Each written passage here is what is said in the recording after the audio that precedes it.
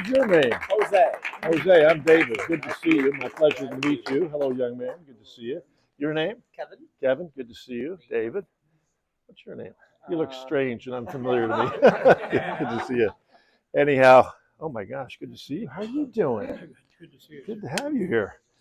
Well, guys and gals, it's a pleasure to be in rainy Minneapolis. I left sunshine, warm weather, boating weather back there in Seattle, and this is supposed to be a sunny state. I mean, I think when's the first snowfall coming? Pretty soon. Get our snowmobiles ready. What are you thinking? Put away the jet skis. What'd you do? Put away the jet skis about a month ago? Yeah, I'll tell you what though, I've done some snowmobiling out in this part of the world, and snowmobilers in Minnesota are crazy, flipping crazy. And I was out one time, Ken over here, in a few years back when he's a younger guy. We were out on Gull Lake, I think it was called. Is that right, Rick? Gull Lake. And there's, I don't know, there must have been 10 of us or something. And you know how it is. You get on a flat surface like that, there's nothing in your way, including fences and stuff, fortunately. And you go, man, I can really let this sucker rip. Well, we were staying together. You know, you want to run as a pack. You got somebody behind you, somebody in front of you, and you know who's in front of you, behind you. The only problem was Ken didn't know that, didn't understand that. Ken Nelson over here. And he decided to take an alternate route and kind of got lost. It was in the middle of the night. You know, by middle of the night, I don't mean 3 in the morning, but you know, probably 11 at night. And I don't know how come they got speed bumps on these frozen lakes. They're kind of berms or something, I guess, from, what do they do, plow the snow? Ice breaks, okay. So good old Kenny, you know, he just was tearing along about 65 miles an hour, just having a ball. Helmets on, we got helmets on. And next thing you know, we go, where's Kenny? We had to stop. Where the heck's Kenny? Yeah, he launched. And you know, head over heels, I guess. I don't know how far you rolled, Kenny, from you. How far away was he from his machine? We finally found him. On the right side. Yeah. I remember him taking flight. So I think you were probably a couple of 100 feet away from that machine, Kenny, by the time we finally got you. But he was okay. He just brushed himself off, got back on again, and stayed with us for the rest of that. But I noticed that sometimes you guys don't get great snow here. So it's not necessarily the best place to snowmobile, I guess, unless you go northern Minnesota. Like if you go to Seattle, we don't have molehills, we have mountains.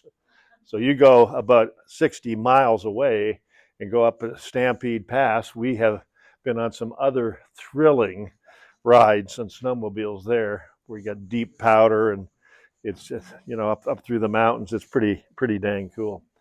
Anyhow, my talk today is not about snowmobiles, although I do understand that there are more people in the state.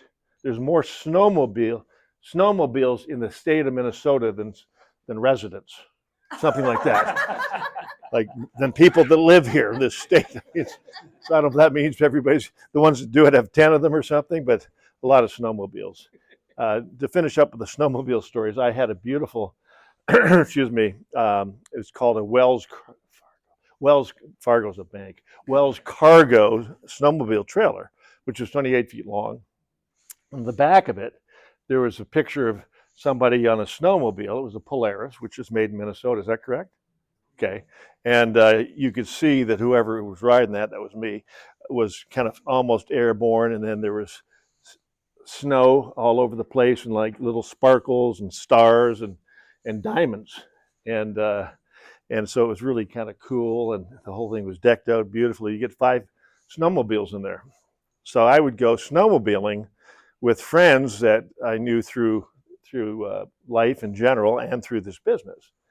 And we have a 32-foot Tioga motor coach to pull this dang thing, this trailer with these snowmobiles, and we go off into the mountains. And then if we had extra people, like if we're going to 8 or 10 of us, we would rent some extras and go do our deal.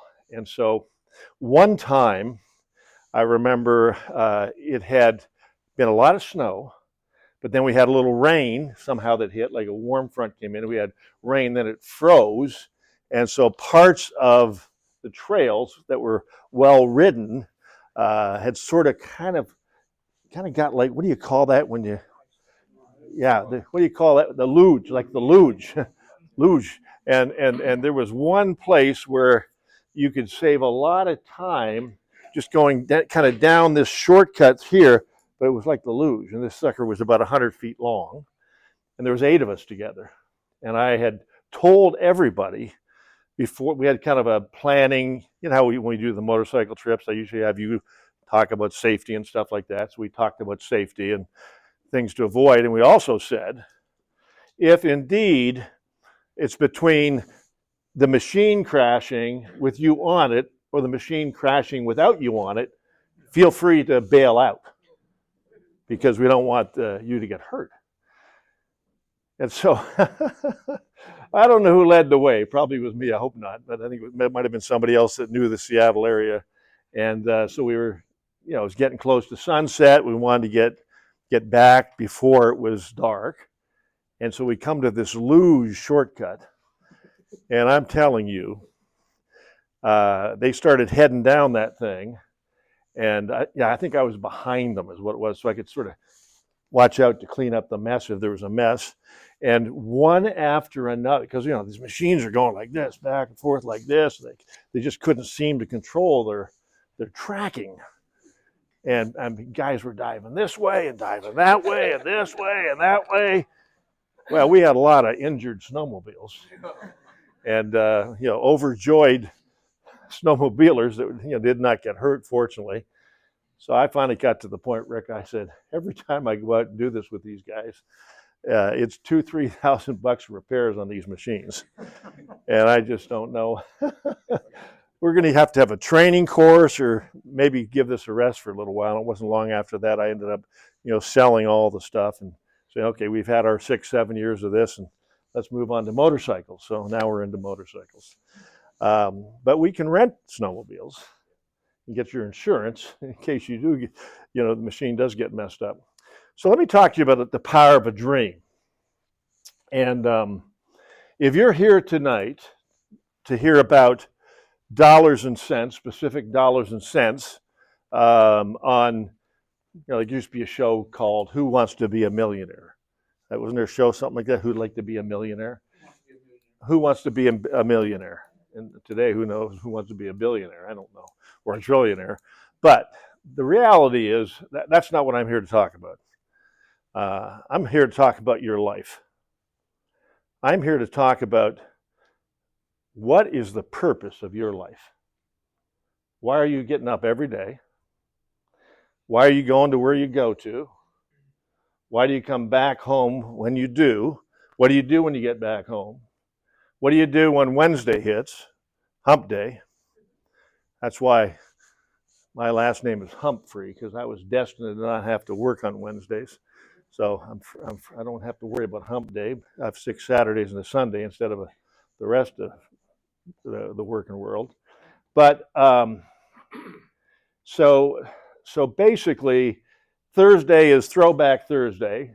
People kind of towards the end of the week get nostalgic and they share pictures about, this is what we looked like, back 20 years ago or 10 years ago or what have you.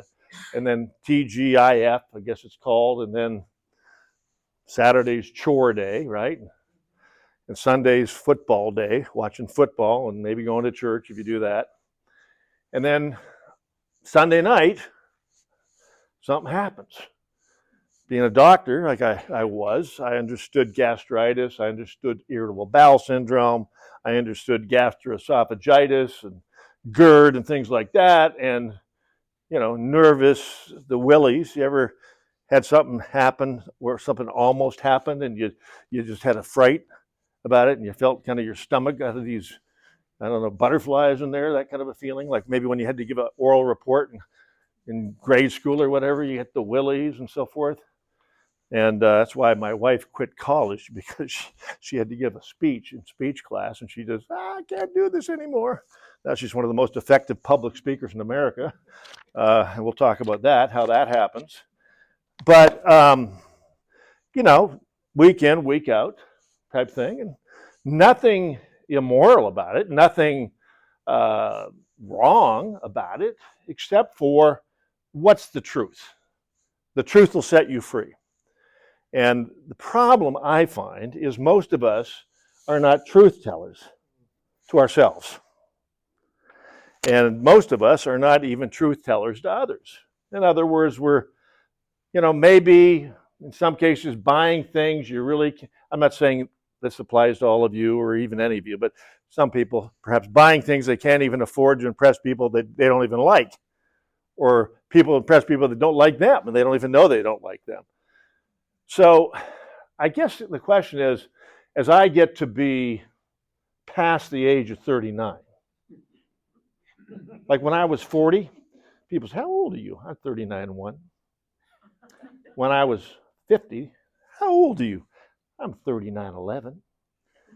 And they kind of chuckle and laugh about it, go, looks pretty good for 39 11.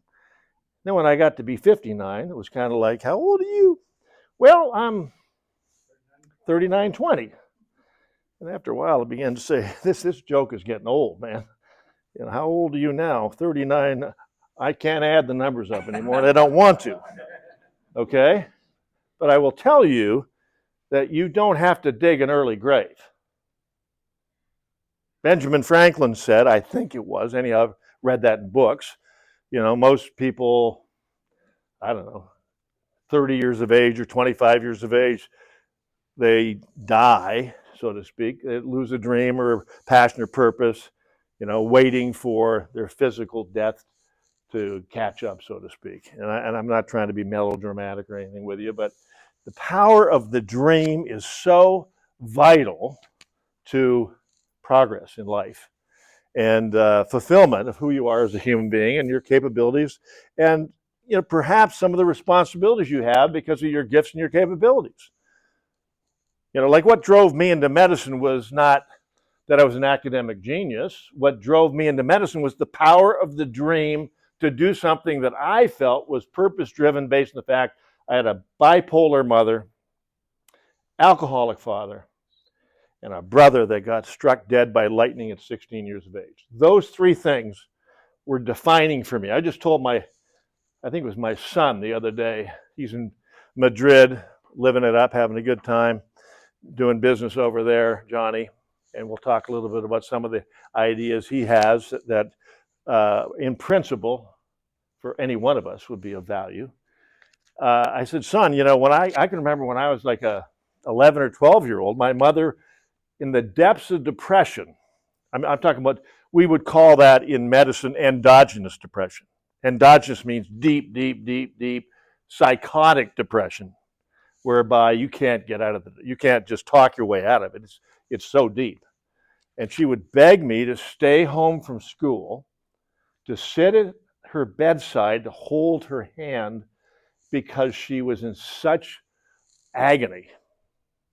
And I explained to him, these are not stories you typically tell your kids, to be honest with you. I don't want them to think, oh, maybe I could inherit some of this type of thing. And so far, everything's going fine that way. But that at 9 years of age or 10 years of age, I would sleep on the doorstep inside the house for fear that my mother would get up in the middle of the night and bolt out that front door, running through the neighborhood, knocking on doors and waking up neighbors. That's got to be a trip on your head, I guess. And you say, have you worked your way through that childhood trauma? The answer is yes, and I still am.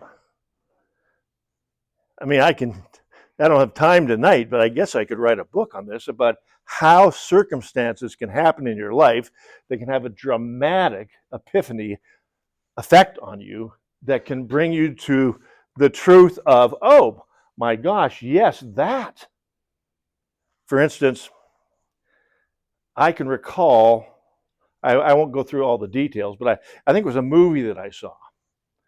And I can recall watching that movie and literally just being shook up by that movie to the point I could barely control myself from weeping. It was that dramatic.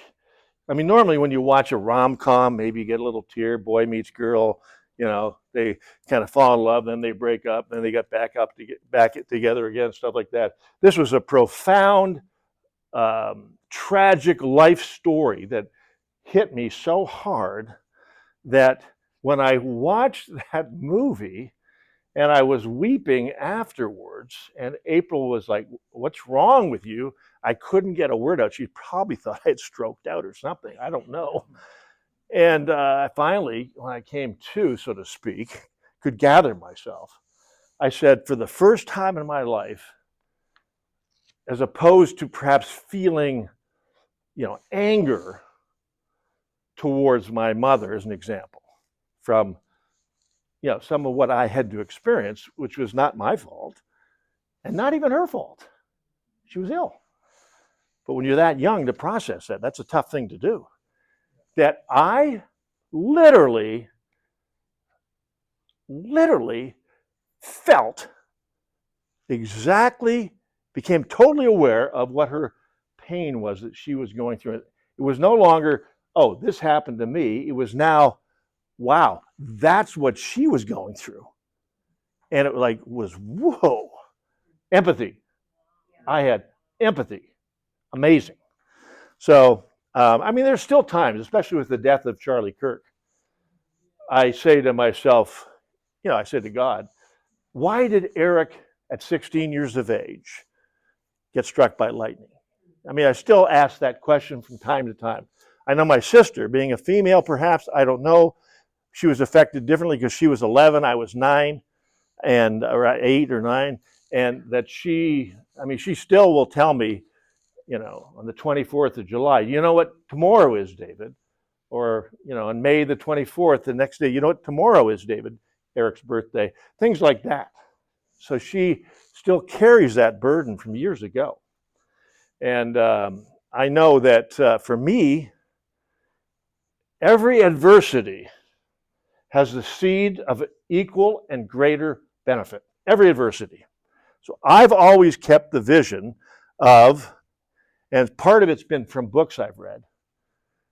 A lot of books I've read is I have been schooled, I have been mentored, I have been coached, like Rick's been talking about. Not me just being a mentor, me being mentored by books, mentored by audios, and mentored by people. That the realization that comes out of it's amazing. Like my son said to me the other day, he said, "Hello, what is your name, by the way?" I'm Barry. Bear. Nice to That meet sounds like that name works for you. you. Yes, sir. Good to see you. Yes, sir. I think I might hire you if I need a bodyguard, if that's Hey, I'm okay on with it. you. It does. My son said to me, this is mind-blowing. Him and I are going back and forth on a variety of things. We have differences of opinion on a number of things, but I know still waters run deep, and I know the deep waters will percolate up to the surface. So we're talking back and forth on a lot of stuff on WhatsApp and stuff like that. And he sends me this, I send him that. And we kind of sort of like a debate style with my own son, who's only 41 years of age, if you can believe it. How old's Ben now? 47. I can't even believe it. So, any case, he says, Dad, listen to this quote. And he gives me this quote. And I said back to him, I said, that's Norman Vincent Peale. He goes, how did you know that? I said, because in our library at our home, we had like this living room with kind of these shelves that were kind of built-ins. We had what are called the Funk and Wagnall. I don't know if they had them in the U.S. Encyclopedias. Some guy came by and sold them to you one at a time or whatever. And there was all of those books. And then there was one book that had the spine had never been cracked on it. It was beautiful, hardbound, The Power of Positive Thinking. And I told John, I said, if only my mother and my father had cracked the spine of that book, what that could have done for them. And isn't it interesting how over the years, people like Rick and I and Ken and a number of other people have poured through books like that have been absolutely life-changing. You say, David, surely the medical books like Harrison's Internal Book of Internal Medicine has been the answer for you. No, I know a lot about medicine. I'm going to guarantee you right now. I can sit down with anybody in this room, ask you a bunch of questions, and say you need to get this and this and this checked. Even today, after how many years has it been, Rick, that you were at my retirement party? That was 1994.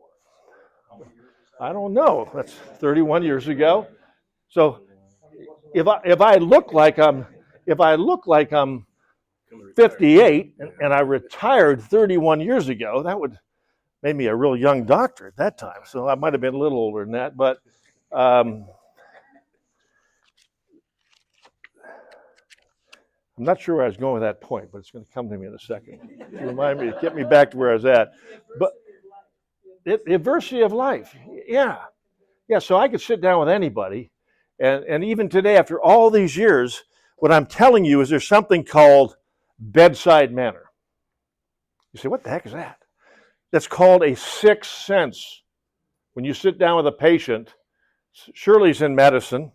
She's not a doctor, but she works closely with doctors, being a nurse, an RN, and I will assure you that a well-tuned mind of a doctor can sit down with somebody, look them in the eye, shake their hand, introduce themselves, ask a few key questions, and within short order know that whatever diagnosis was given to them by 3 or 4 other doctors when they come in with their bag of multiple pharmaceuticals, that their problem is not any of that, it's this.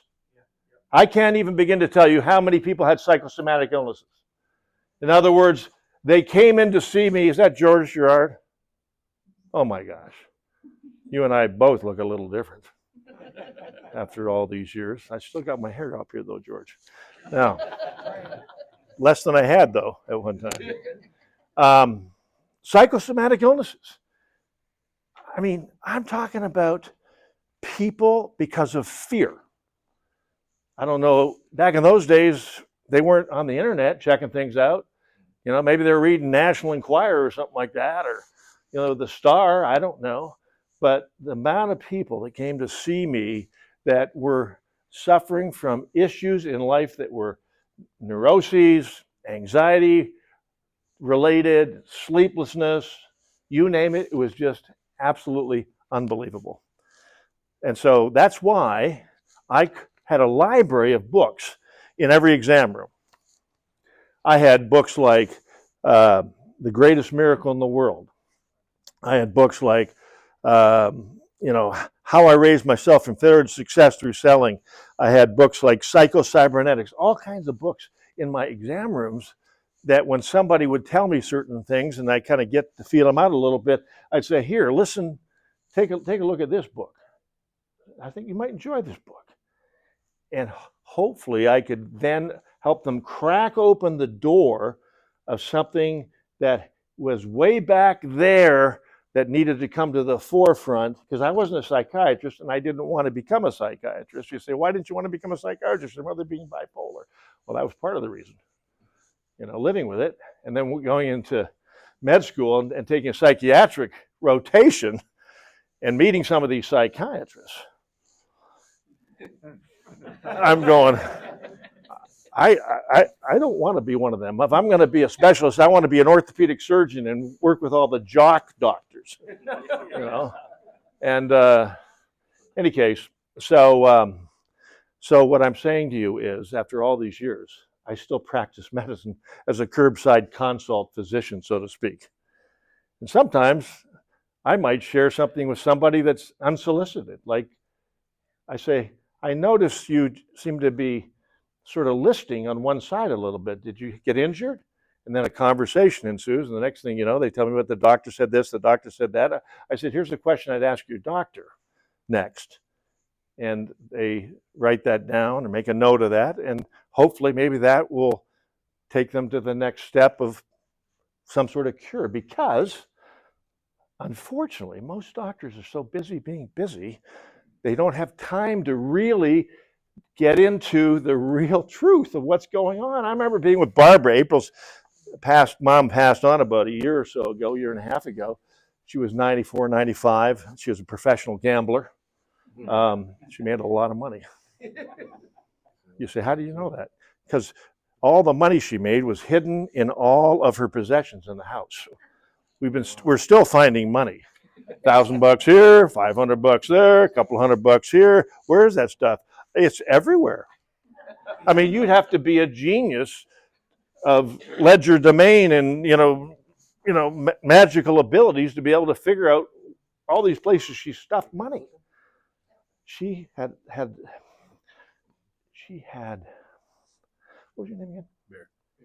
How you spell that? B-E-A-R. Makes sense. Makes sense. She had the uncanny ability. I love that watch. Oh my gosh. You and I are doing pretty well together, aren't we? You want to switch? I mean, your wrist is so big. Don't try to put this over your hand. It'll break the lugs on it. But you can hold on to that for a second. If you can hold, it's pretty heavy. She was like a horse whisperer with slot machines. She could go into a casino, literally flick her finger like this, hold it up in the air, and she would look this way, she would look that way. I mean, people would be looking at her like, don't you dare do that. People would be looking. You do that, you own it. Oh, let me do it. And people would be looking at her like, what's wrong with her? This woman. And then next thing you know, she'd go over there and she'd sit down, and I observed it. I didn't study it because I wanted to become good at that, but I had no idea there was that much money in the house. It used to be in the safety deposit box until there was some report that came over the wire that the feds had busted into a particular bank, into the vault, and broken open a bunch of safety deposit boxes and took the possessions out. The feds.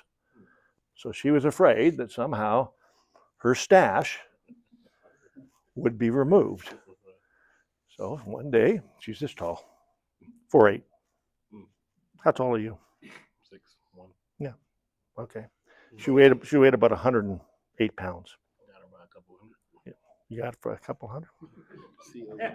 Okay, no worries. And she went in there one day with a paper bag, all alone, because she would drive her white Neon. It used to be my daughter's car.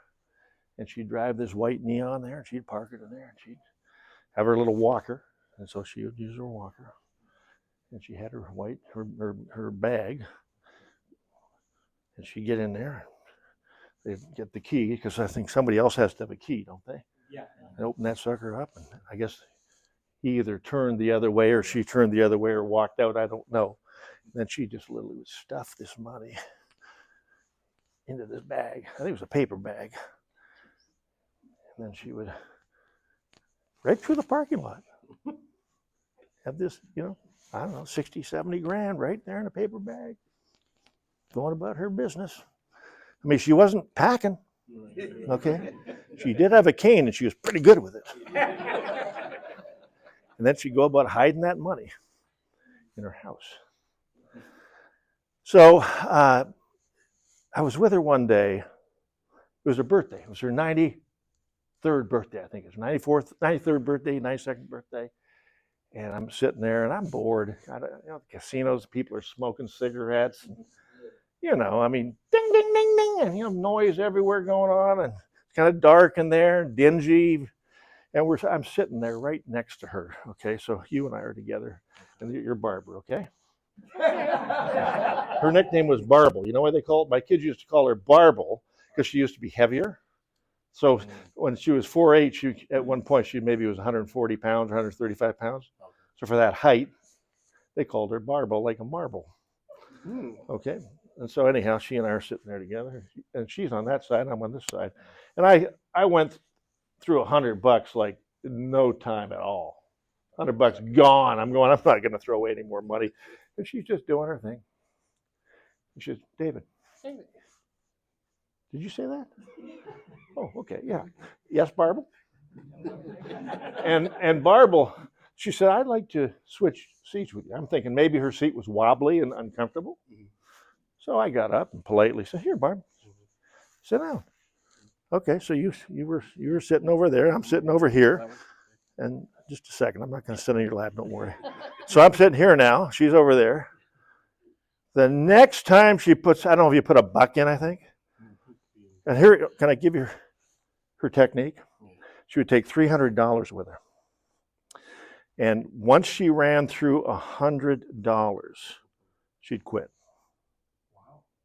You say, why'd she take the other two? I'm not sure. She never told me why. Maybe because she thought she was going to get lucky or something. Maybe she wanted to test her self-discipline that after she went through 100, she might go through a second 100, but she never would. And once she made $1,200, she would not allow herself to gamble anymore that day. Do you know why? Because she didn't want the feds to get a nickel of it. Taxes. Right, Okay, it's 1,200 limit or something like that. She was a professional. She's a professional. She could write a book. So anyhow, she puts the next buck in. And I mean to tell you, sirens were going off, lights were lighting up, the whole 9 yards. I mean, it's like this military force of people in uniforms came and surrounded her and got down on the bended knee, and they opened up this beautiful looking box. I don't know, it was made of mahogany. It was beautifully shined up box. When you opened it up, it sort of emanated more light, and they started counting out hundreds. And they counted out $1,200. And she looked at that with a big old Cheshire grin on her face. And then you know what she did? She took 100 and gave it to him, and another 100 and gave it to her as a tip. That's how she was quite a giver. So, and that was it. So she was a woman that was very, very resourceful. And my wife and her like this. I mean, just so close. As a matter of fact, the 17th of September, what day is this, 19th? Yes. Was her birthday. Oh, wow. And I knew something was off for April that day, you know, daughter with her mama. So what I'm going to tell you is this. Everything starts with a dream. Barbara had a dream that she was going to be able to provide for her daughter, own her own home, and she did. She owned her own home, had her home paid off, and took care of her daughter. And when her daughter hit 18 years of age, she said, now you're on your own. You already had jobs, so now you go, you can come home if something, you know, really tough happens, but you're on your own. And she learned to be independent. So I can remember, I'm going to go back a few years, when April and I were living in a place called Kent, Washington. And this was I don't know, Rick, what was that, 8 acres or something like that? Beautiful spot, Tudor-style home, right on what's called the Sioux Creek. Beautiful, like Sioux Creek salmon would go through there. Great place to raise kids. You could take bicycles and jog and walk along this long trail. It was fantastic. And we had a nice place there. And then one day, I decided I wanted to buy some jet skis. So I bought a couple of jet skis. And there's a little lake called Lake Meridian, which would be about a mile from where we lived. And you would, you know, drive them attached to your trailer, and you got your car, and bam, you go launch them, and you go around Lake Meridian. Now, Lake Meridian was probably about, I don't know, 3/4 of a mile long that way, and probably half a mile across. So you go around the lake, and there's probably a lot of no wake zones there too. And you kind of have fun on your jet skis. And then after a while, on a lake that size, you get pretty bored, right? It's kind of like, Rick, could you imagine if you were just with your beautiful Road King, all you could do is drive to the end of your road and drive back, and then turn around in your beautiful Country Haven property and drive out to the end of the road again, about a mile long, and come back? How boring would that be? So I decided, okay, let's go to a bigger puddle. So we found a puddle called Lake Washington, which is only 30 miles long and about 6 miles wide, and right between Seattle and Bellevue. And so we would go to this place called Coulon Park, and we'd launch these boats, and we would go out for hours on end and go look at homes around the lake.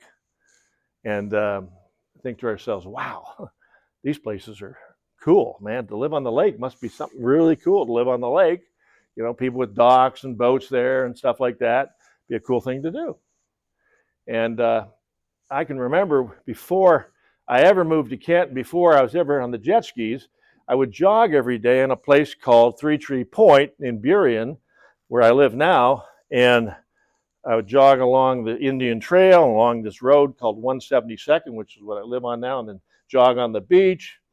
And I remember sitting on a log when I finished with my 4 or 5 mile run and looking right straight over there. Now, picture this. I'm due south, and right there is Mount Rainier, 14,104 feet tall, something thereabouts.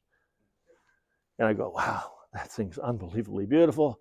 And right below, and then you'd see jets landing, coming through from the south, right in front of the mountain, and then land at SeaTac. So it was kind of a jetliner view. And I knew I had to go into work pretty soon because I was working as a doctor at that time. And so I would do this in the morning, early in the morning. But I had a friend who was an orthopedic surgeon. He was one of the biggest dreamers I ever met in my life. His name was Freddie Davis, Dr. Freddie Davis. And he was just building a waterfront home right under the base of Mount Rainier, but right down on the Puget Sound. And it was sitting up on a hillside, and it was tilt-up concrete, gorgeous place, 6,000 square feet. And this was the culmination of a dream for him and his wife, Dottie. And I remember looking over there thinking to myself, one day, I'm going to live on the water. This became a dream of mine. And so the story of how he put that whole deal together is all about the power of the magic of thinking big in the book by David Schwartz. It's all about Think and Grow Rich by Napoleon Hill. It's all about the principles that are taught in great books like The Greatest Salesman in the World and The Greatest Miracle in the World. And so I would look over there and I go, wow, one day. And Kenny, I don't know if you remember, because I had a Motorola brick phone. Anybody ever had one of those? Probably not. You weren't born yet when those suckers were invented. The biggest cell phone in the history of the world, other than a sat phone. And they only cost $2,400 to buy. And if you're using them a lot like I was doing, probably $1,400 a month to operate these suckers. So every once in a while, Kenny and I got to know each other. Early on in my business career outside of medicine, when I was working in direct selling and drop ship and so forth, and mail order catalog distribution, and I would go up to the waves would lap in, on the sound, like one of these giant container ships would go by. I mean, they're just like, they just glide across that water, and then there's the Olympic Mountains on this side, there's Rainier over there, there's the Cascades over there, and then 10 minutes later, these waves would roll in. Then occasionally you'd see a seal. Occasionally you'd see a orca whale, and eagles and all kinds of cool stuff. And so occasionally I'd call up Kenny. I don't know, it would be 2 hours ahead. So maybe it was 7:30 in the morning, 9:30 your time. And I'd take that Motorola phone at a cost of only $1.25 a minute. And I would hold that close to the water's edge. I'd say, Kenny, what's that sound? He says, are you frying up eggs again? I said, Kenny, that's the sound of water lapping in. And I said, that sound of water lapping in, Kenny, is the sound of freedom, is what that sound is. That's the sound of freedom. So, any case, that's where I got that dream. So then I'm on this boat, this jet ski, this little mini boat, and we're going around. I'm taking out all kinds of friends and people in business with me and others, and having a ball. And we would do crazy things like we would go up to homes that had for sale signs where nobody was living there, and we would park the jet skis on their beach, and we'd have our frog gear on, like that neoprene stuff. I mean, you know how they're dumb colors. They were blue and purple and green and, pink. And we would sort of had our headgear on, and we would kind of, sort of like in a movie, head up to this house and kind of look in the windows and check things out, building a dream. I know this sounds kind of crazy to you, But what are the chances of getting into medical school? Think about this for a second. You say, what are you talking about that for? You listen carefully to me right now. I lived in Canada. I lived in Toronto. There was 14 medical schools. Total attendance at all those schools might be 2,000 people. If 100,000 people wanted to be a medical doctor, are the med schools going to go, well, there's only room for 2,000, let's make room for another 8,000? Or are they going to go, sorry, try again next year? So the only reason that I believe I got into med school was because I had such a burning desire that I literally blanked out, like a horse with blinders on, I guess that's what they're called, right? Blank everything else out that could be a distraction to keep me, just like you did with black belt and karate. Got rid of the distractions so that I could beat out the competition. There's so much competition. I can recall a guy named Teddy Berman, bless his heart, young Jewish guy who was good friends with my friend Robin Ross, that didn't want to go to medical school, but his parents wanted him to go to medical school. And he got accepted to medical school, but he didn't want to do this and ended up taking his own life. The pressure and the stress of it, you know, who knows if he had depression before or whatever, I don't know all the circumstances, but I know the pressure is unbelievable. But when your dream is really big, it's like the pressure, it's because the pressure no longer becomes something unbearable. It becomes part of the price and you begin to like it. Just like the weightlifters, you know. Oh, I like to do the pump because I like the way my muscles hurt at the end of my workout. That means my muscles are tearing just enough that they're going to get bigger. Am I right or wrong, Bear? Thank you very much. So,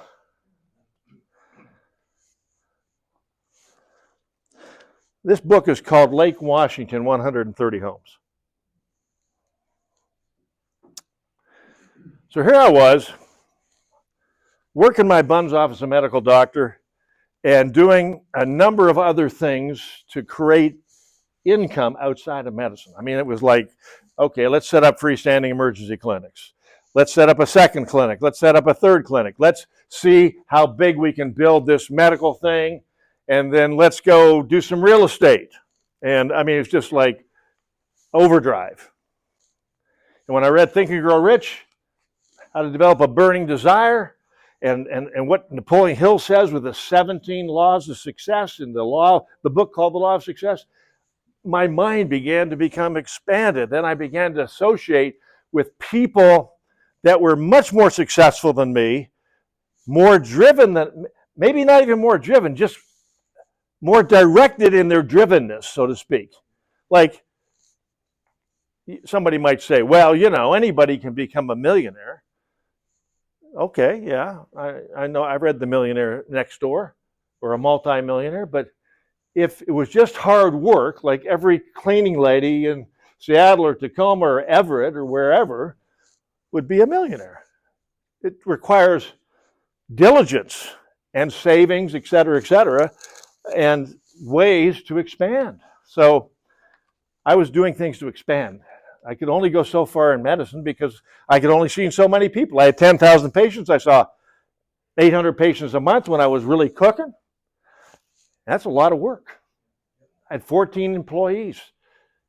That's a lot of gas that's got to go into the tank to be able to pay all those salaries. The salaries, even in those days, Bear, we're running 25, 30 grand a month minimum. Maybe more. And then the overhead of all the office supplies and this and that and so forth, probably 60 grand a month back 35 years ago. That's a lot to do. But that's all I knew. But I met people that were doing things differently than me. And they had done things that created what I would say in some ways leverage. They learned how to leverage their time. Instead of being time bankrupt, what's time bankrupt? Basically, you run out of time.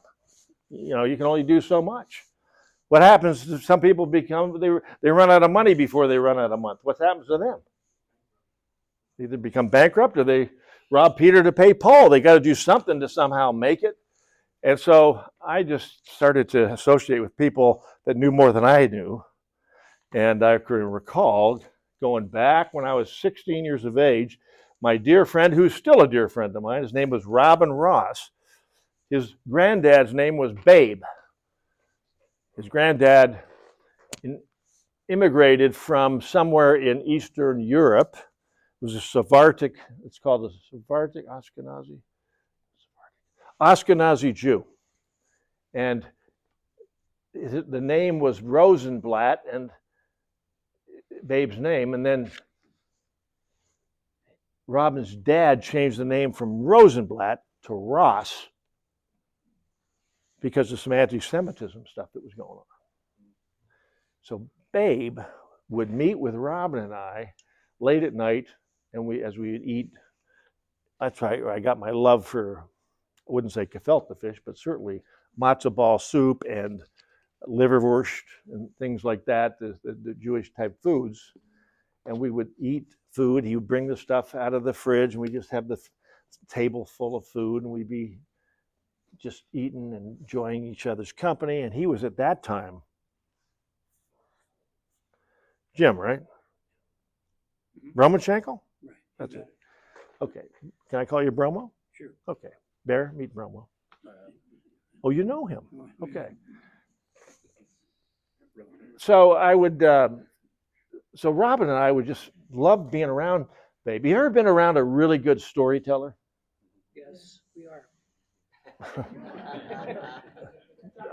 Babe Steinberg was the ultimate.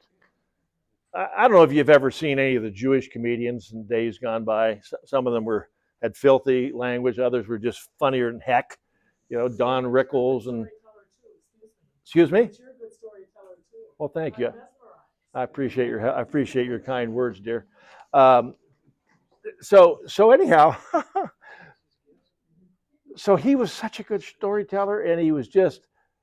Yeah, some people are just a character. There's just something about them that's different, and this guy had that kind of charm.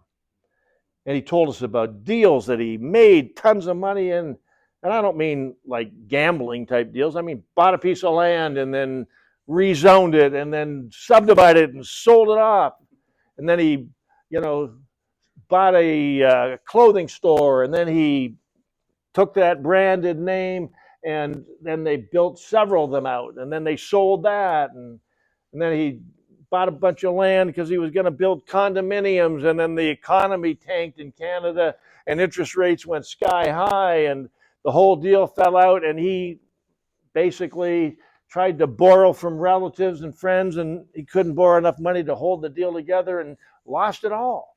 So he had made multi-millions and lost multi-millions, but in aggregate had made more than he had lost. And by the time he passed away, which would have been probably 1992 or so, at about 90 years of age, he probably left his family, his wife, $3 million, which in 1990 would be like today $10 million, probably, something like that. And so Faye, his wife, lived off of that money, properly invested, and so forth and so on. So Robin and I'll never forget what he said to us. He says, "Hey, boys," he says, "what do you want to do with your life?" I said, "Babe, I'm going to be a doctor." He said, "Good for you, David. And what about you, Robin," his grandson? And he was more like a dad to Robin than a granddad. He says, "Babe, I'm going to be a CPA." He said, "Good for you, Robin. Both of you are going to end up broke." And we go, "Why would that be? People make good money in those professions." And you go, "Because you're going to outlive your means. You're going to borrow money because you can afford to borrow the money, buy stuff that you can't even really afford. And at some point in time, you're going to have a health problem. You're going to have a kid problem. You're going to have a spouse problem. You're going to have a business problem. Somebody's going to embezzle from you. Something's going to happen, and you won't have saved up enough money, and you will be in trouble." I go, "Whoa." And so Robin went on to do things in basically securities and things like that. And I went on to become a doctor. Robin was a CPA and then went on to other things afterwards. And so he planted a seed in our brain. Babe had a yacht at the Island Yacht Club. There's the Royal Canadian Yacht Club, which is the Gentile Yacht Club. And then there's the Jewish Yacht Club, the Island Yacht Club. Back in those days, they each had their own yacht clubs. And so I used to go down there with Robin, and we'd play tennis and get on Babe's yacht and stuff like that. His yacht at that time was probably about a 40-foot yacht or 50-foot yacht, something like that.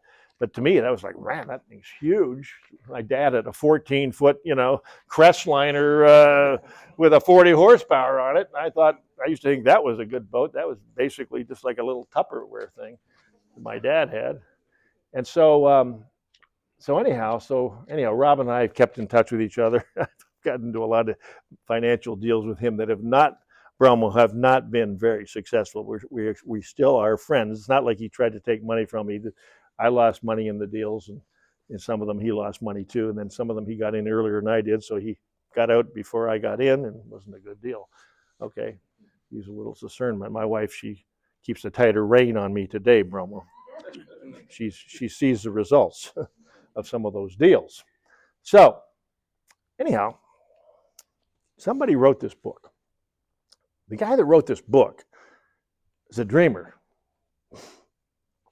His name is David Dykstra. David Dykstra had a jet ski, lived on Mercer Island, which is where April and I were living eventually, and Mercer Island has a reputation.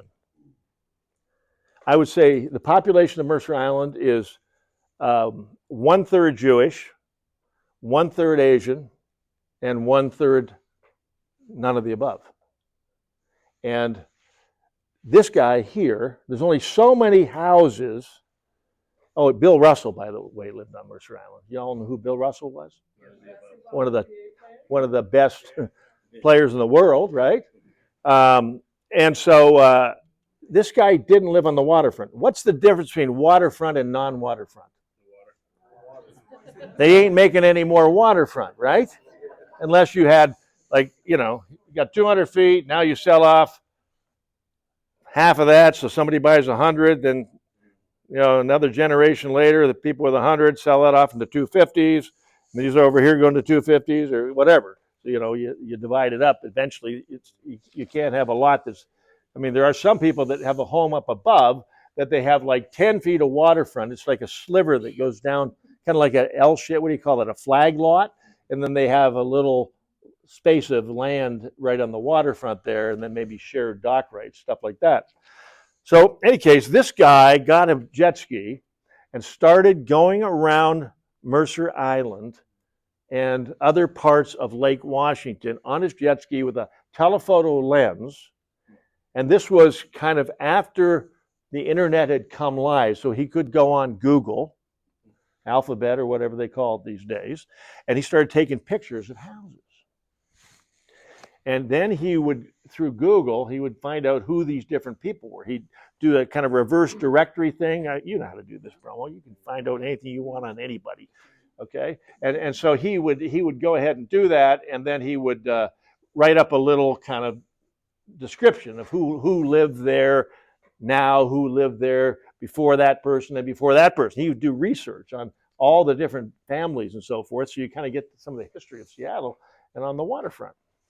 Well, years ago, there was a family in Seattle named the Reed family, R-E-E-D, and they were big lumber people.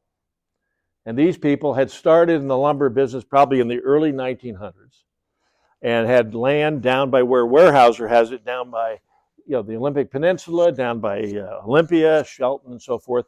And so these guys made some good money, had a great business going on, and so they bought land, 9 acres of land in a place called Madison Park, which is kind of the, who's who is of who, high-end area of Seattle on the western shores of Lake Washington, up by the 520 bridge.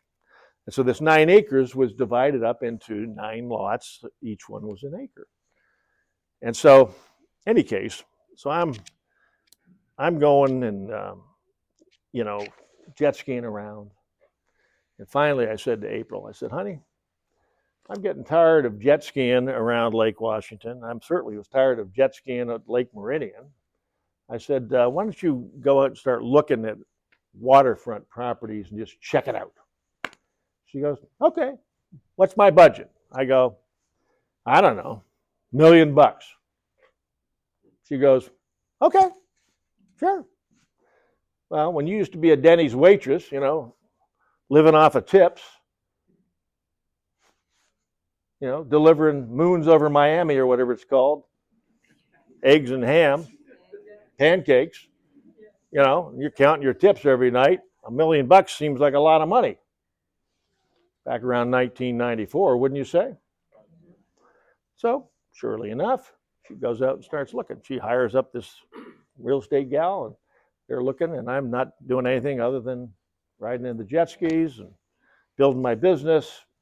And I think by then, close to selling my medical practice because of some things that we had done.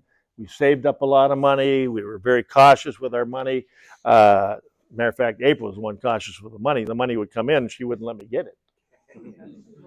"Honey, I want to get some jet skis. How many do you want?" I said, "How many can I have?" She said, "You can only have 2." And then, so she basically just literally put money away. She was a saver. Her mother, as you can tell, was a heck of a saver. And so she starts looking. And she says to me, Bromo, we're talking in the mid-90s. She says, "Honey, there ain't no such thing. Unless you want to live in that part of town, there ain't no such thing as $1,000,000 to get a waterfront home or a waterfront anything." I go, "Really?" I said, "Well, I'm going to go with you, and we're going to start looking with this real estate agent." So here's what happened. I got back on my jet skis, and I just reread the Desire chapter of Think and Grow Rich. And I go, okay, I'm going to go look for exactly what we want. So, went to a place called Laurelhurst, right by Husky Stadium. Have you ever been to Husky Stadium or seen Husky Stadium? Pretty incredible stadium. The stands go up like this and then kind of halfway covered like this on each side because of the rain in Seattle. And it's right on the lake. And so you can literally take your boat or jet ski in there and hear what's going on just from the waterfront during these big games. So in any case, I found this really cool place. And it was owned by a guy that was the North American head of something for, what do you call that, Mario Brothers and stuff like that? What's that called? Nintendo? Something like Nintendo. He was a big wig guy, obviously, huge salary. And he had just went through a divorce 2 or 3 years before. He was about 55 years of age. At that time, I was 39 or something like that. And he married a 29-year-old gal from California. So she moved up to Seattle from Southern California, and he bought this incredible house, put $1 million, he bought it for $1,900,000 in 1991, put $1 million into it. So what's that now? 2.1? No, 2.9, right? And he moved in with her, and after about a month, or part of the winter season, she says, "I'm not living here. We're moving to Southern California, or else we're done."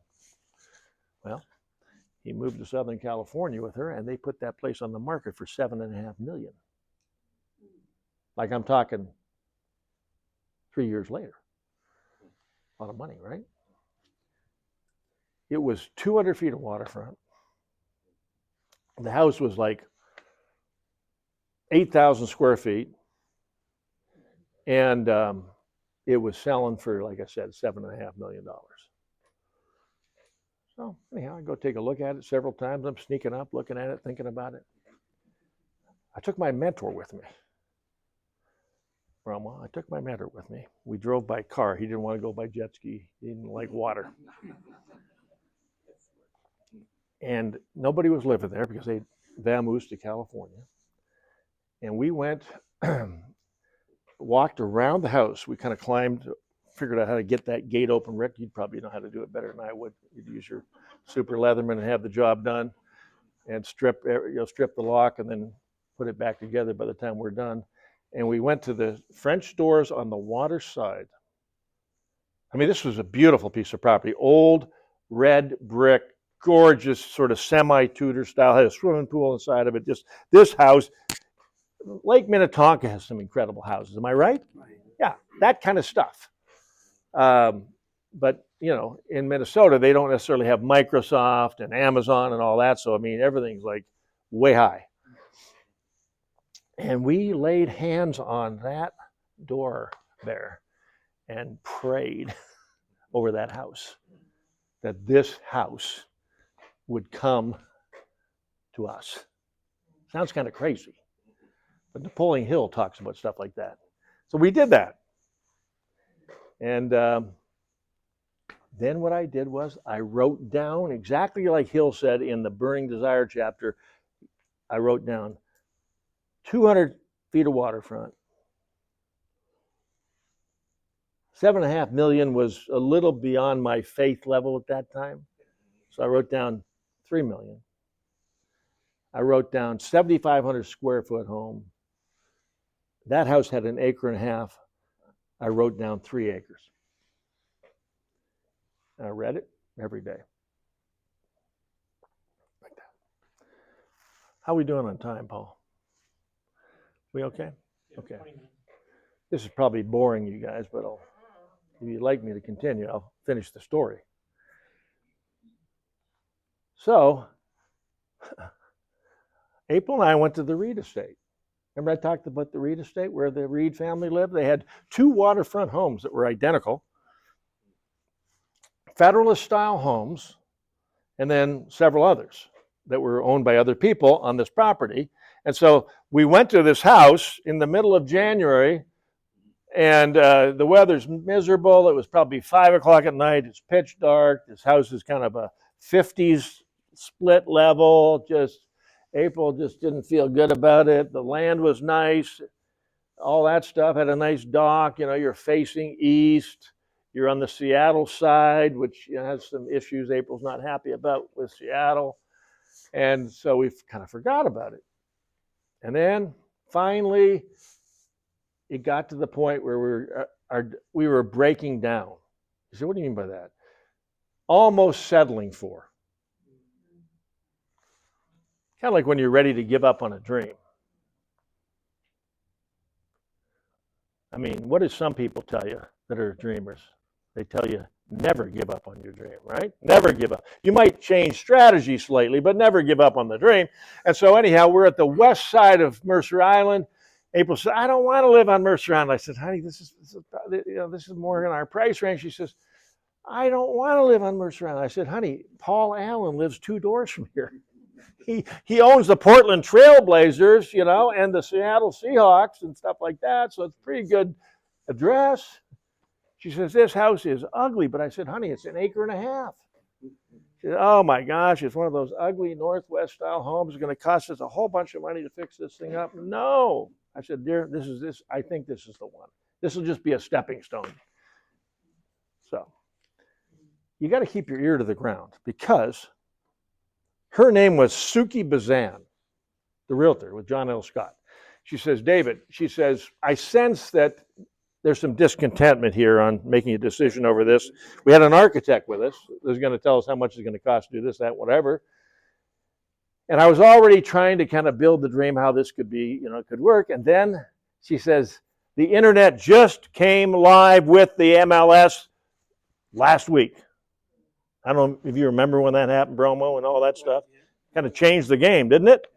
She said, something came up on the internet that I think you should take a look at, but you probably won't want to take a look at it because it's on the east side of Mercer Island, just like you didn't like that Reed estate because it's on the east side of Seattle, west side, and the west side of the lake, but facing east. She said, but if you want, I'll show it to you. I said, It's kind of like, Rick, when you don't feel like making another presentation, you make it anyhow, even when you don't feel like it. And when you think it was the worst presentation you've ever done, somebody comes up to you and says, that is the most incredible thing I've ever heard in my life. Thank you for sharing that with me. It's uncanny. So we go, and East Mercer Way, it's a very serpiginous road. West Mercer Way is serpiginous. That means kind of serpentine. That means kind of snaky, like this. And we go to the top of this driveway, and it's wooded like crazy. I'm thinking, what are we doing? Driving through a forest? What is this? But at the top, they had a flyer. This is back in the days when you didn't have a fancy Redfin and Zillow and all that stuff, or whatever you guys use these days. And it was just a picture that was pasted on a little flyer, and you could see the house, like an aerial view of this house. And then it had on the backside a plat map of the property, which was 200 feet of waterfront. It had three lots on one side of the driveway, and then a fourth lot on the other side of the driveway, and then an acre and a half at the bottom. So I'm looking at that going, that's interesting. And then we drive down this driveway, and I'm seeing like fir trees and cedar trees and just unbelievable amount of vegetation, thinking it was like a forest. Remember the first time you saw it, Rick? You know what I'm talking about. Oh my gosh. And we get to the bottom. Have you ever had an aha moment in your life where you go, almost, what do they call that? FOMO? What's FOMO mean? Fear of missing out? Kind of like you know this deal could be the deal. If you don't understand what I'm doing here right now, I'm trying to tell you how to not miss the deal. And so, my gosh, I don't know, sometimes at Christmas time, you ever opened up a package and inside that package is another package wrapped up, and inside that is another. What's that game that you have, to keep getting a smaller and smaller doll? What's that thing called? It was like that. Like, I'm going halfway down the driveway. Oh, this is interesting. Is there a bottom to this thing? Oh my gosh, there's a tennis court. What's a tennis court? Whoa. And then there's this giant tree, Bear, makes you look like a midget. It's a grand fir tree that's 200 feet tall. It's got to be 10 feet wide. Giant. And a circular driveway, and as you go around the circular driveway, Bruce, you ever been there? You go around this circular drive. Do we have a picture of you and me there? The front door? Connie, too? I want to send me a copy of that picture, please. You go around this circular driveway, and you see this house. Whoever saw the movie with Steve Martin, The Father of the Bride? I mean, for most women, that's kind of like, that is so cool. That's such an awesome house. That's such a great home to raise children. And I just like when Mary Jane and Rick found their place, it's a perfect home. So we pull up to the front door. There was enough space on this property to park 75 cars, including on the tennis court. How do I know that?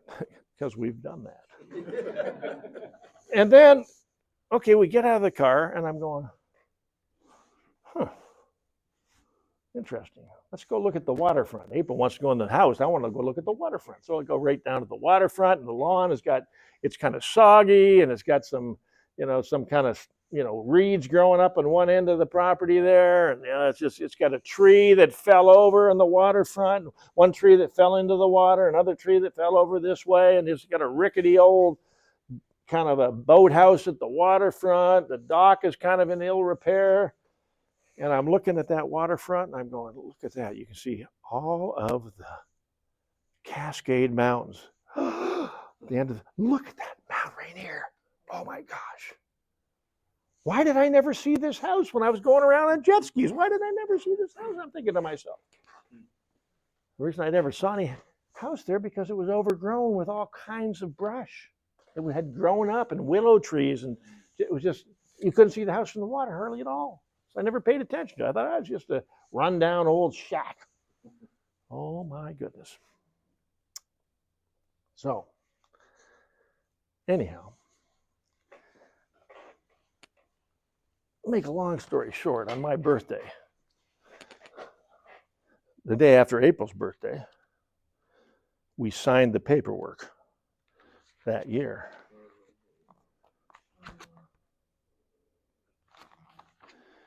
And as it turns out, the house we saw at the Reed estate, it was a 50s split level style house, used to be the address of this house. And the house that sits on that property today, that April didn't want anything to do with, is the home of Howard Schultz from Starbucks. And so this guy is going around snapping pictures over a period of 4 or 5 years, and he goes, 8 million estimated value. Top it says David Humphrey, ILD Global. And then John Benica, University of Washington, the previous owner. Yeah, 1.47 acres. Well, he didn't realize there was another acre and a half up the hillside with 4 other lots, but he needs to do better research. 6 bedrooms, 5.75 baths. Wrong again. 6 bedrooms, 9 baths. He would say, you've done a remodel. True. Built in 1934. Purchased, says 7/17/1996, but that's probably when it was recorded. It was purchased 7/15/1996. How many years ago is that, Richard? 29 years ago, right? Yeah. This is the home of David R. and April Humphrey. The couple co-founded Bup in 1995. David is a retired medical doctor, president and CEO, and April's VP. The company is a business development and consulting enterprise and conducts frequent business briefings, seminars for independent business owners. The couple is actively involved in fundraising for the arts, charities, and civic organizations. The couple has contributed to certain types of candidates. This is the former home of John J. and Emma Bonica. John, who died of a stroke at the age of 77 in 1994, was a world-renowned anesthesiologist and University of Washington professor. He helped pioneer anesthesiology as a specialized field of medicine, was founder and chairman of University of Washington's Department of Anesthesia, and published numerous articles and books on the subject. So, anyhow, I said to myself, when I sat on the beach jogging years ago, and I looked over at Fred Davis's house, little did I ever suspect that it would end up in a book like this. Today, the guy that owns that house is a major developer of apartment buildings in Bellevue, Washington. A Chinese couple in their, probably by now, I would say late 70s, maybe early 80s. Very prolific developer. And today, this home is no doubt worth about $18 million because of inflation or whatever happens along the way. I never forget, though, one day I was with my daughter, and we were in Aaron in April, and I don't know if John was with us. We were kind of going around the lake, which we like to do, just kind of cruising around slow and looking at homes and this and that. And we went past Howard Schultz's house. And I had my phone with me, and I had just done some Googling on property taxes. I knew how to kind of get in there. One of my realtor buddies showed me how to do that. And I go, wow, that property tax he pays is $246,000 a year. I felt like a pauper. Mine was only $100,000 a year. And Erin had a Starbucks in her hand. We'd just been down at Leschi and went to the Starbucks there. And as we're going by, Schultz was on the dock with somebody probably from his company. They're sitting out on the dock. And she said, Dad, go closer, go closer, go closer, go closer. And I just told the story to my daughter and April, how much property taxes were there. And my daughter says, Mr. Schultz, Mr. Schultz! And he goes, yes? I bought a Starbucks to help you pay for your property taxes.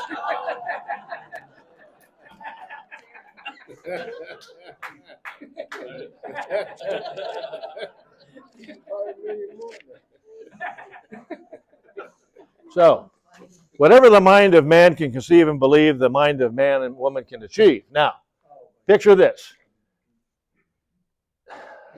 I'm not lucky. I am blessed. Amen. I've had plenty of setbacks, as we all have. I have trained my mind, as has April, to think in a certain way. Some people would call it the law of attraction. I call it just becoming faith magnets, believing that faith times needs equals motivation. What's that mean? Faith is the seed of a mustard seed, is belief in things yet not seen, but believing they will be seen. So faith, which the faith of a mustard seed can move mountains. If you go back into the old ancient texts, needs means what do you need? Well, I wish I had this and I wish I had that. How many people talk that way? I wish for this, I wish for that, Where does wishes get you? Nowhere. I want this and I want that. What's stronger? I want this or I need this. Need this. If you want $1 million or you want $100,000 in your bank account or your investment account, it's one thing. You may never get there. But if you need it and you put a plan in place, you will figure out how to get there if it becomes Pervading Faith, which is one of Hill's best books. Pervading Faith. Succeed and Grow Rich Through Persuasion, the chapter called Pervading Faith. And so, we're not lucky. Yes, we're blessed. Yes, we're thankful. We've done more than many people have done to get to where we got to, but we've done less than others have done that have not that maybe got there or maybe didn't get there. You say, why didn't they get there? Because if you don't have the faith and the vision for what the end point will be, and you're constantly speaking words of doubt over everything you do, like, I hope this works, I hope that works, oh, I'm not sure this is going to work. You've got to be bold in your belief and faith, and then put that work together, and don't listen to naysayers. Cut them out. I had a naysayer in pre-med school. This sucker was 10 years older than me, and he had given up and going to med school. He said, what are you going to do, David? I'm in histology class within pre-med. I said, I'm going to med school. He says, what for? Why would you want to do that? He says, I gave up on that a long time ago because it's not worth it. I immediately found a seat away from that sucker because that's what I wanted. The other thing I did, and I recommend you learn how to do this too, I had my favorite song. And I'm not going to sing it because I can't even hold a tune in a bucket or even in the shower. You know, it's a Frank Sinatra song. I think it's called That's Life or something like that.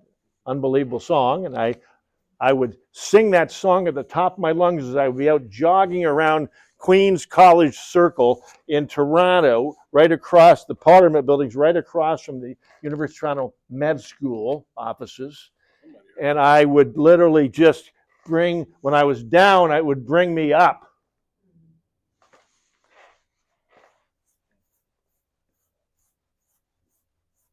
And my mother was a pessimist.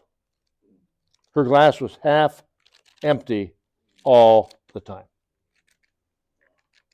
My father was a highly cautious, conservative individual, and he didn't believe in anything off of the track of kind of the normal.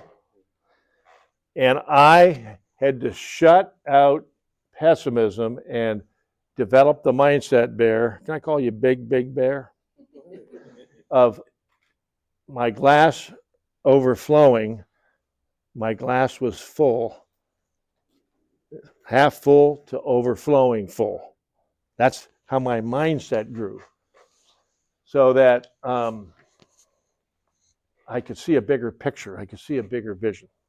So somebody's going to invite you to go to what's called some kind of a virtual business meeting where you can see a marketing plan on how to do drop shipping and how to do direct marketing and how to create extra income. I don't think you're going to make $2,000 a month until you learn how to make $200 a month. I don't think you'll learn how to make multiples of $2,000 a month until you learn how to do the $200 a month and then duplicate that. There's a formula to what I'm going to tell you.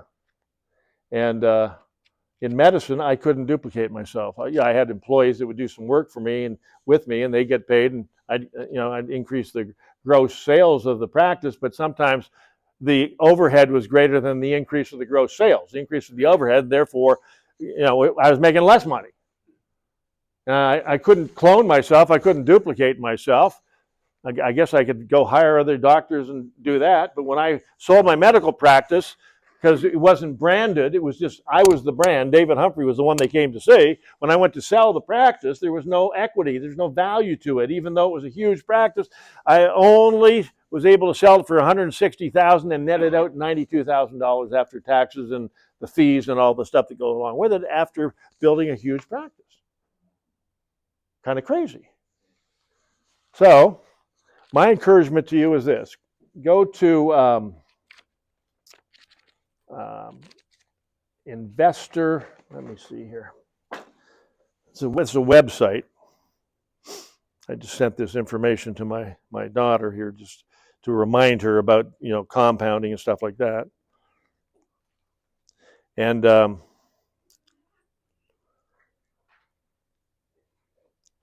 investor, maybe I got onto my son here. Give me just a second. I think it's going to be helpful to you. So you can go into this website. There it is. Okay. Compound interest calculator. And the website is investor.gov. So what you do is you put in there a sum of money you start with, and then you put in how much you will add to that every month. Then you put in the number of years out, whether it be 10 years or, did I say that like Canadian? Out. Yeah, I thought I did. Y'all know I'm trying to talk more like a Southerner. 10 years, 20 years, 25, 30 years, and then the return on investment with the market, what could be the latitude of that? In other words, if it's 8%, then 1% on either side of that, between 7 to 9%, let's say, and then you'll come up with a number of what it can become based on just simple compounding formulas. So April and I have successfully saved up money, purchased real estate, purchased some investments that have been great, some investments that have not been so great, and used some compounding formulas outside of our business to, grow the wealth. And it's not rocket science. We hire people that are smart and know more about this than we do. I have an accountant that does stuff for me that I don't know how to do because, got different corporations set up, this and that, and he knows all that stuff and how to move that stuff around. And I've got, financial advisors and people like that. I'm trying to find a doctor that knows more about medicine than I do. I'm looking for a good doctor. As a matter of fact, most of my neighbors on my block say, why don't you just be my doctor? Because they come by and they tell me I got this, I got that going on. I say, well, you need to check this, you need to check that. And frankly, it's not that easy to find a good doctor. I recommend you find one. I think the best kind is concierge doctor, to be honest with you. Which means they have a smaller practice. They take care of only so many people. They have more time for you to give you the proper advice and care you need. So anyhow, we're in the health and well-being business. That's one of the things we do. Health and well-being. We have a drop ship direct to the consumer marketing business with about 350 to 400 products, many of which are in the health and well-being sector. The health and well-being sector is a huge, huge growing sector. Most people are becoming more and more aware because there's all these people on the internet that are talking about it. There's all these doctors that have gone from doing this and this and this to becoming metabolic specialists and so forth and so on. I have to sift through that stuff to see what the snake oil is and see what's for real, because some of it's snake oil. And the general truth is you got to get your blood sugar down. We all got to get our weight down. Some of you don't, some more than others. I'm not picking on you, Bear, okay? Just... And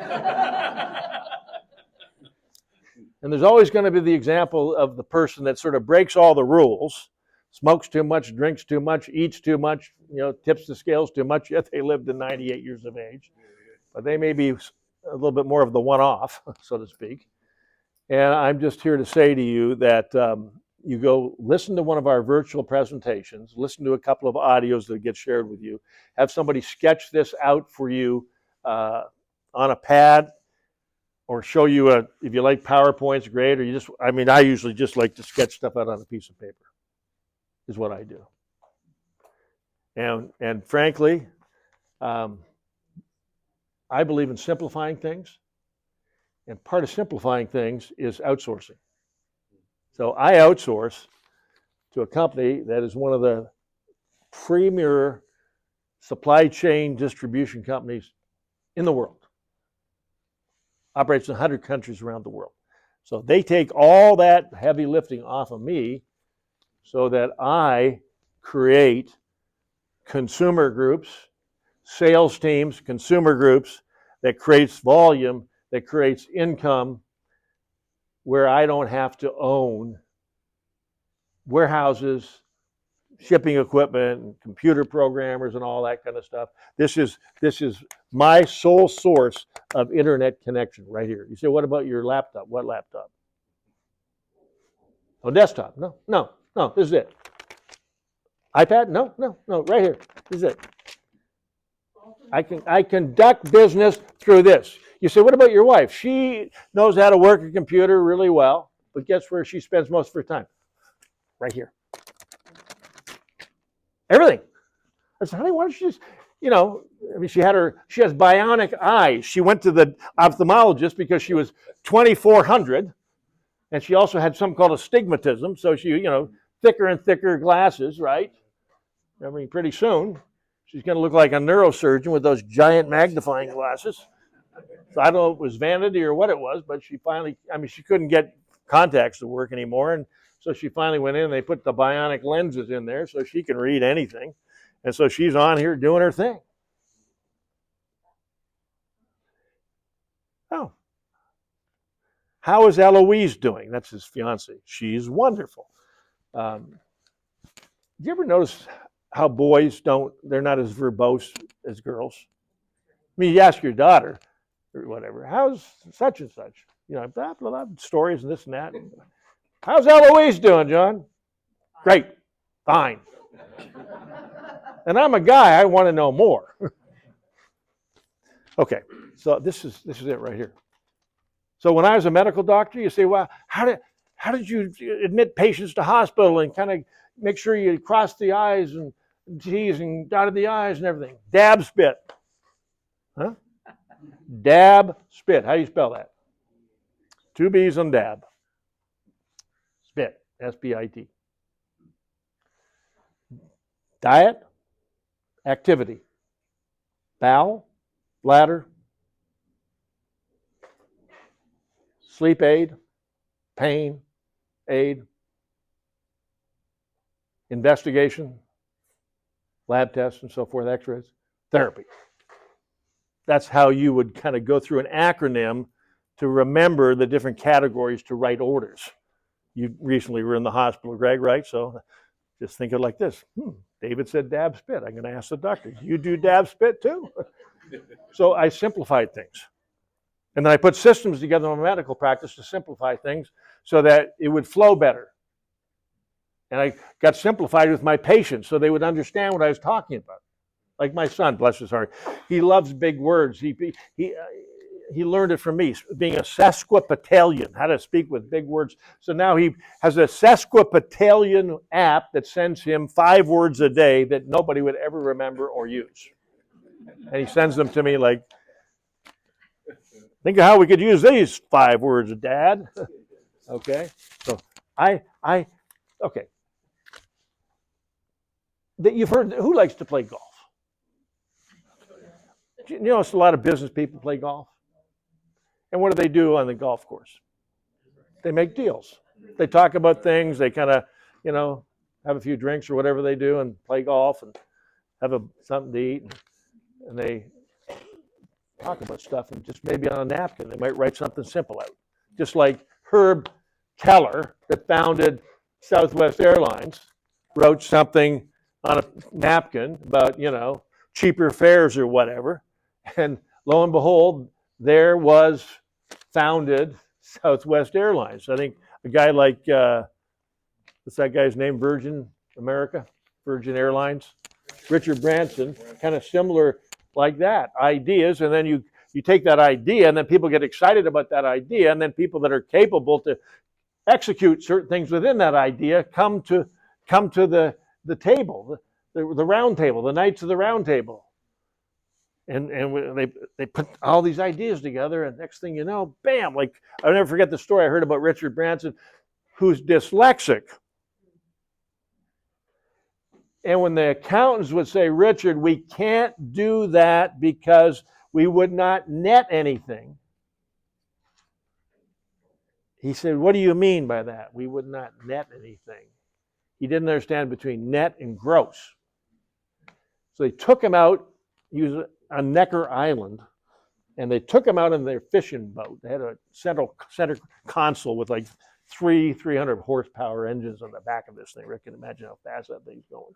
And they went out in the middle of the Caribbean Sea down there by Necker Island near the bitter end, Virgin Gorda, where Rick and Mary Jane have been with April and I a few times. And they say, okay, Richard, watch this. Put out a line, pull the fish in, fish jumps out of the water, breaks the line, fish gets away. Catch another fish, pull it in, let it go out, pull it in, let it get tired, in and out, in and out. Next thing you know, they pull that fish up in the net and bring it on board. I said, Richard, out there's so many fish. There's a gross amount of fish out there. But inside this boat right now, the net is 1 marlin. Oh, that's what you mean by net. Otherwise, you go broke spending money. So he surrounds himself with people that know how to execute with him his vision, okay? So Charlie Kirk is an example of somebody that had unbelievable vision and foresight for what he believed in. For those that don't believe in what he believed in, that's okay. But I give credit to somebody that's that convicted with a message and that kind of energy and intellect and communication capability to take a message that would then circulate around the world. The idea that I'm talking to you about tonight is a business idea that has everything to do with human potential and breakthroughs, like on October 4th or 5th, Rick. It's a Saturday. Whatever the first Saturday of October is. Michael Anthony, who is a genius at personal breakthroughs, is going to be working with ILD on what's called a master class. Transformational breakthroughs. We're going to be, for 1 hour, April and I and the ILD leadership team is going to talk about transformational breakthroughs.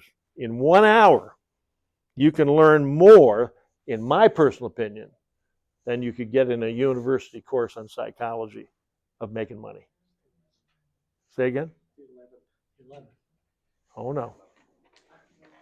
Are you sure about that? Well, maybe I am absolutely wrong, and I stand to be corrected. Oh my goodness. Let's see. Okay, let me go into October here. What day did you say, Paul? Oh my goodness. Okay, well, I see Paul Hastings' name in there somewhere. Yeah. Okay, well. If it's the 11th, it's the 11th, if you guys say so. Yes. It's the 11th. I told you, Stefan, it's the 11th. Okay. Bear, you with me? Okay, bud. So, it's going to be unbelievable, is what I'm telling you. And then we're going to do what's called a Free Enterprise Summit in Denver. Help me on this one. I want to say it's the 24th and 25th of October. This is going to be an immersion. We're talking about a 2-day immersion. You take what Michael Anthony talks about, and what he's talking about is not something he learned from somebody else, taking a seminar.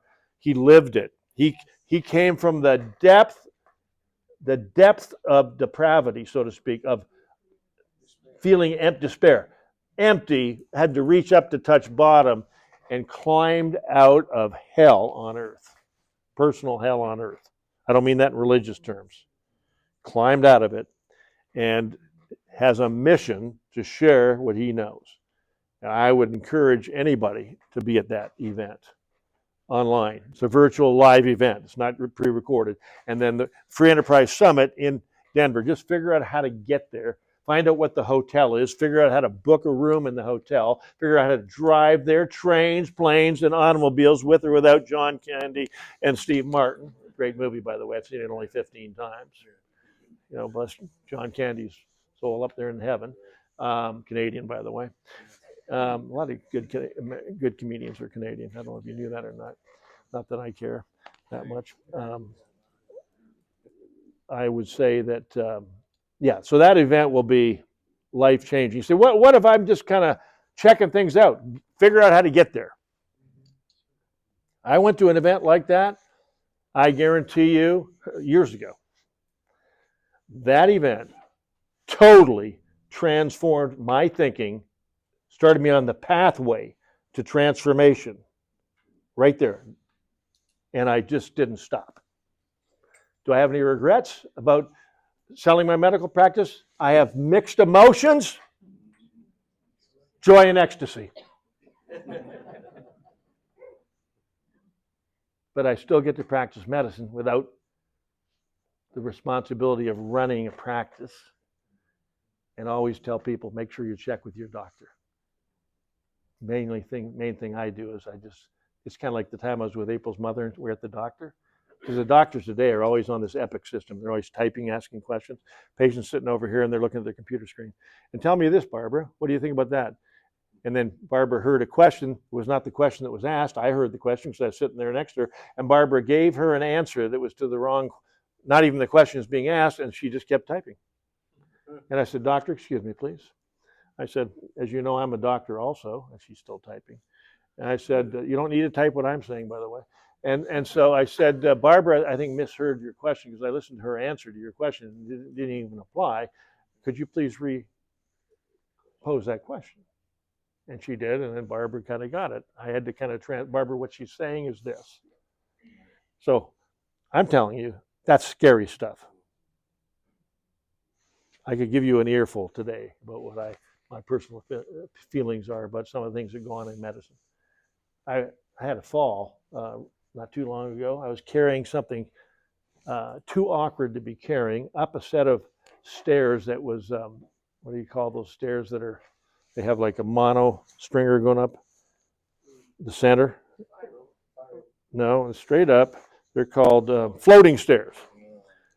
So my floor layer guy, I mean, he's about your height, probably 30 years old, and he puts the box on top of it. It's part of a vanity on top of his shoulder and just runs up those steps. And I grabbed a box that was bigger, and I'm kind of holding it like a bear.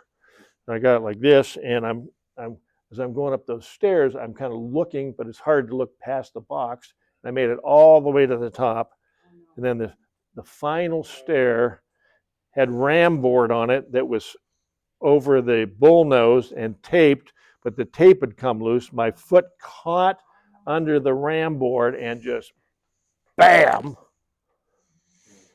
this shoulder right here.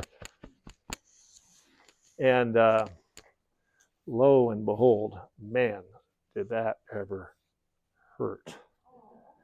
You ever had an injury where you can't sleep at night because every time you turn over it hurts? Yeah. So I go to the hospital. One last story. I go to the hospital. And the reason I went to the hospital, because I was hoping to get an MRI scan, because I thought I'd torn my rotator cuff. I mean, I heard something rip. It might have been a muscle in my latissimus dorsi. That's kind of the back, trapezius, all that stuff. Most of you know those terms, I'm sure. You weightlifters here. And so I'm gonna go get an MRI scan because I'm a doctor. I go check in and they go, "What's your name?" I said, "David Humphrey." "Dr. David Humphrey." They go, "Oh, doctor." They probably thought I was, something like a psychiatrist or something like that, or a doctor of psychology. I said, "No, I'm a medical doctor and I'm here to get checked out. I had an injury. I had a fall." Okay, we'll put you right over there, and the nurse will kind of, whatever they call the nurse, the kind of entry type nurse, she will process you, and she says, "Shortness of breath or chest pain?" I go, "Is it the color of my hair? Is it my birthday? I injured my shoulder." "Oh, I just need to ask those kind of questions."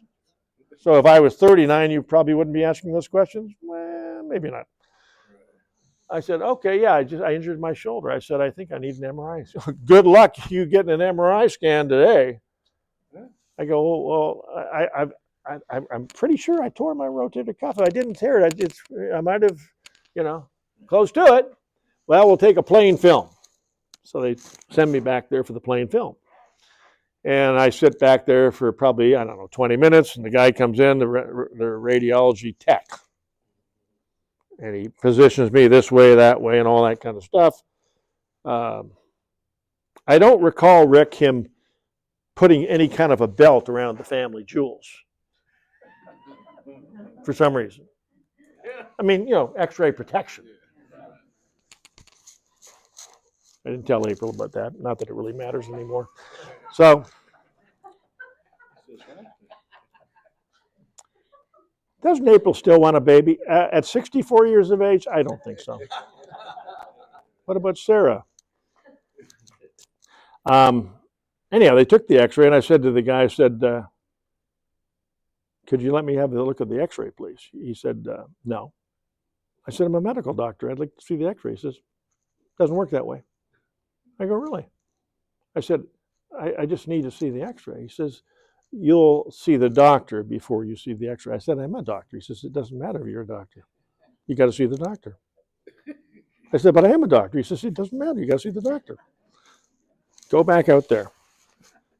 So they got this giant sign, like 2 big TV screens, and it says, "The longest wait, 4 hours and 30 minutes.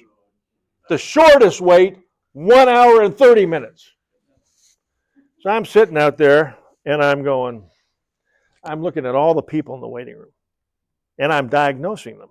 I can see who the malingers are, who the people that don't need to be in an ER. Oh, there's one lady next to me. I mean, I have never seen anybody moan or groan in the fashion that she did, and her boyfriend who was with her. He had hair down to here and a big old cowboy hat and giant cowboy boots with pant legs up this high. And she would be moaning and groaning, sitting in this wheelchair, and he'd be just kind of like this, playing on his phone. I think he'd been through this before.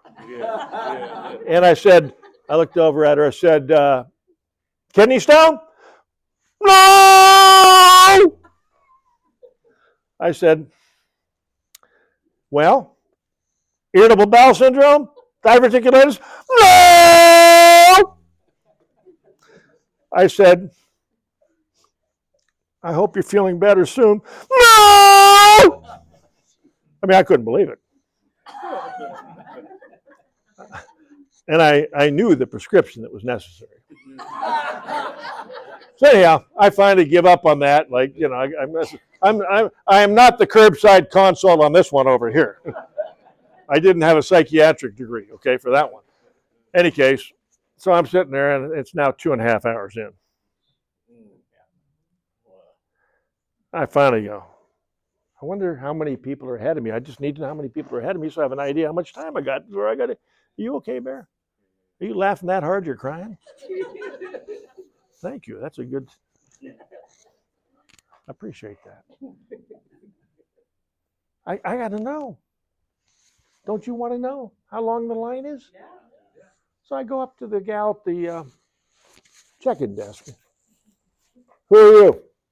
I said, I'm Dr. Humphrey. You checked me in 2.5 hours ago. Yeah? What about it? I just want to know how I am in line compared to how many other people are. She says, take a look. 4.5 hours is the longest wait. You've only been here 2.5 hours. Now go sit down. Oh my gosh. I sit down. I did something very intelligent. I pulled out let me tell you what I pulled out.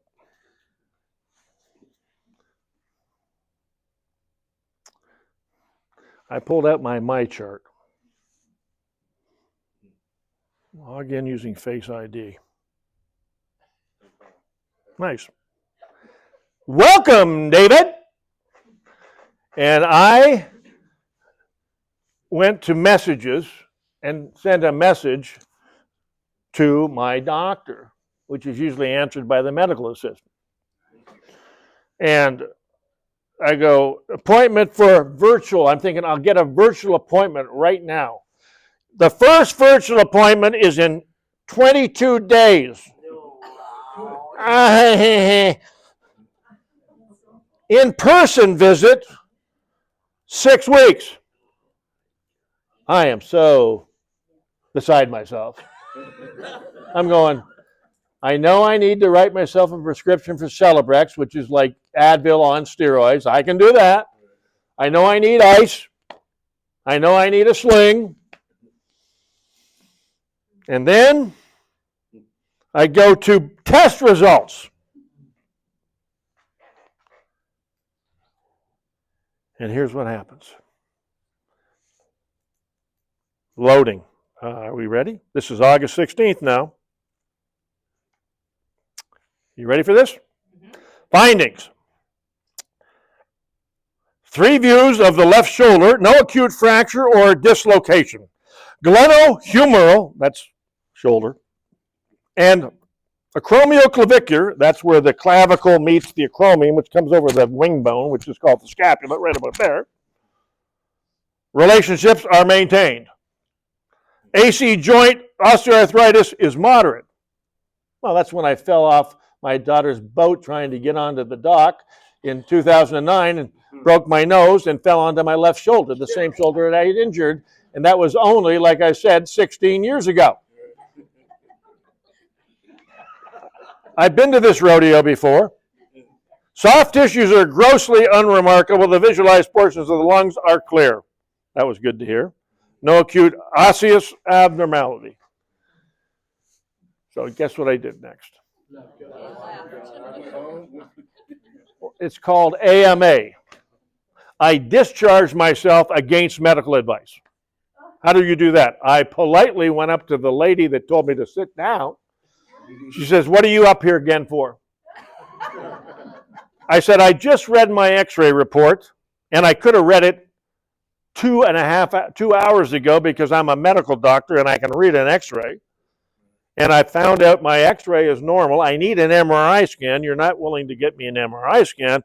And I know how to treat my injury, and I can make an appointment with an orthopedic surgeon if I so choose. So for right now, I'm going to make room for somebody else that doesn't have to wait for me to go through this slow system. And I'm going to check myself out. She says, no problem. Very good. Have a nice day. And I walked out of that place and said to myself one more time, physician, heal thyself. So my shoulder's starting to get better.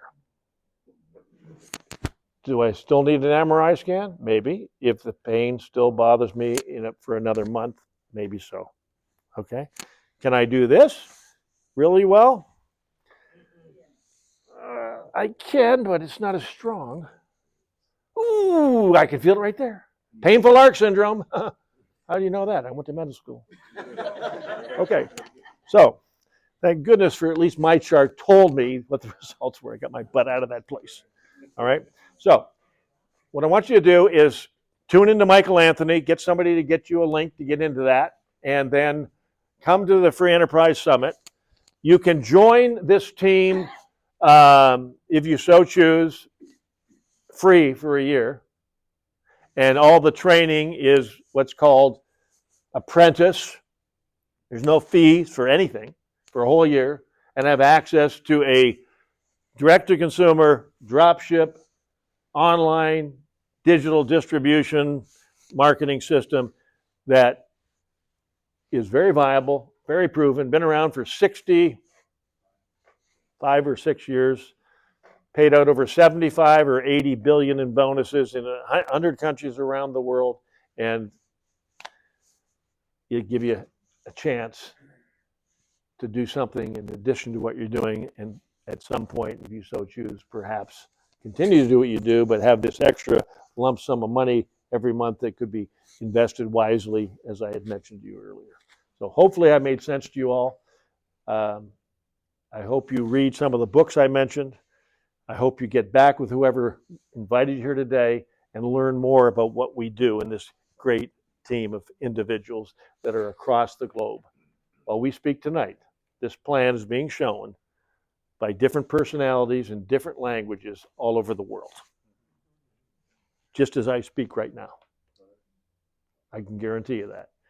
And I'm going to be in Denver tomorrow, and I'll be in Southern California probably next Saturday, and I'll be in Seattle on Tuesday, and spreading more about the dream of how great this can be if you so choose. George Gerard, good to see you again. Thank you, ladies and gentlemen.